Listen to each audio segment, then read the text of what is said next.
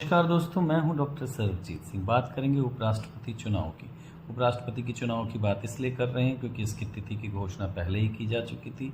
ये 9 सितंबर को होने वाले हैं। ऐसे तिथि की घोषणा इसलिए करनी पड़ी क्योंकि पूर्व उपराष्ट्रपति ने स्वास्थ्य कारणों का जगदीप धनखड़ जी ने हवाला देके इस्तीफा दे दिया है। यूँ तो उपराष्ट्रपति का कार्यकाल 5 वर्ष होता है, पर उन्होंने सिर्फ 2 साल कार्य किया। इस वजह से उपराष्ट्रपति का चुनाव हो रहा है। तिथियों की घोषणा कर दी गई है, तो अब प्रत्याशियों की घोषणा भी शुरू हो गई है। एनडीए जो सबसे बड़ा गठबंधन है, वो उसने अपने प्रत्याशी की घोषणा की है। नाम है चंद्रपुरम पोन्नुस्वामी राधाकृष्णन, जिन्हें पॉपुलरली सीपीआर के नाम से जाना जाता है।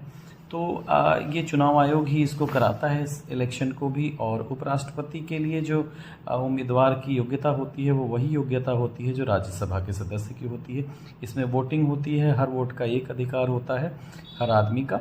और जो ये होते हैं, इसमें लोकसभा और राज्यसभा के सदस्य होते हैं। इसमें नामित सदस्य जो 12 होते हैं राज्यसभा के, वो भी होते हैं।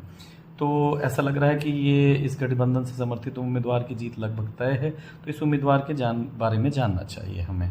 तो सीपीआर जो कि तमिलनाडु के रहने वाले हैं, इनकी शिक्षा दीक्षा बीबीए तक है। इन्होंने बाद में पॉलिटिकल साइंस में रिसर्च की सामंतवाद के ऊपर, और इसके बाद इन्होंने जो आगे चल के इन्होंने सबसे पहले आरएसएस को ज्वाइन किया। आरएसएस के सदस्य हैं ये। आरएसएस के बाद इन्होंने जो है जनसंघ में रहे, बीजेपी में रहे। बीजेपी में रहते हुए इन्होंने जो है 2 बार लगातार लोकसभा सांसद रहे कोयम्बटूर से।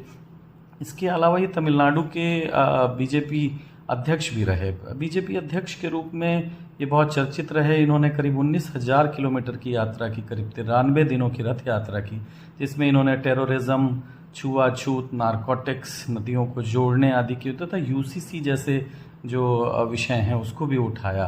तो इसके बाद इन्होंने जो है बहुत सारे राज्यों के राज्यपाल रहे। अभी फ़िलहाल महाराष्ट्र के राज्यपाल हैं। इसके पहले झारखंड के राज्यपाल थे। झारखंड के राज्यपाल जब रहे तो ये बड़े चर्चा में इस वजह से रहे कि इन्होंने शुरुआत के 4 महीनों में ही सभी 24 जिलों का दौरा किया, लोगों से संवाद किया, ऑफिशियल से संवाद किया, तो बहुत चर्चा में। इसके अलावा तेलंगाना और पुडुचेरी के लेफ्टिनेंट गवर्नर तेलंगाना के भी रहा। तो इनका करियर करीब 40 वर्षों का है। और जो है ये ओबीसी समुदाय से आते हैं, तमिलनाडु से आ रहे हैं। अगर ये उपराष्ट्रपति बनते हैं तो ये तीसरे उपराष्ट्रपति होंगे उससे आने को। तो ये एक सोची समझी रणनीति के द्वारा एनडीए गठबंधन द्वारा इनको उम्मीदवार बनाया गया है। एक तो ये ओबीसी समुदाय से हैं, और बिहार में सबसे पहले जो है चुनाव होने वाले हैं जल्दी ही, और वहाँ पे जो है इस बात का जातिगत जनगणना और चीज़ों को ले रहा है। तो इस वजह से साधने की कोशिश की जा रही है। प्रधानमंत्री खुद ओबीसी